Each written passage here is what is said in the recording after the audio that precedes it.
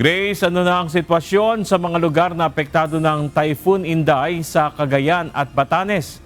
At dyan sa inyong lugar sa Baguio City. Yes, Bernard, patuloy na minomonitor ng mga lokal na otoridad ang epekto ng Typhoon Inday sa ilang bahagi ng Northern Luzon habang nakakaranas ang ilang lugar ng malalakas na hangin, pag-ulan at malalakas na pag-alon ng karagatan. Sa Calayan, Cagayan, nagpatupad na ng preemptive evacuation ang lokal na pamahalaan bilang pag-iingat sa posibleng epekto ng Typhoon Inday. Patuloy din ang pagmamonitor ng MDRRMO sa mga barangay habang ipinapaabot ang mga weather advisory sa pamamagitan ng social media at radyo. Pinayuhan ang mga barangay na magpatupad ng paglikas kung kinakailangan, lalo na sa mga lugar na posibleng maapektuhan ng malalakas na hangin at maalong karagatan. Sa Batanes naman, hinampas ng malalakas na alon ang Valugan Boulder Beach sa Basco dahil sa epekto ng Typhoon Inday at pinaiigting na habagat.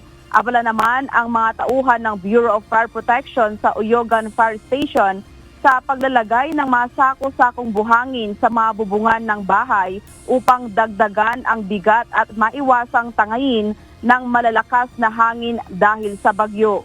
Sa Ivana, Batanes, tinulungan din ng isang bombero ang isang matanda na nakasakay sa e-trike para makausad sa gitna ng malakas na hangin. Tinulungan din ng mga bombero na maitaas ang isang motorsiklong natumba dahil sa bugso ng hangin sa National Highway. Samantala, sa Baguio City, binaha ang bahagi ng Nagilian Road sa Barangay Irisan bunsod ng tuloy-tuloy na pag-ulan.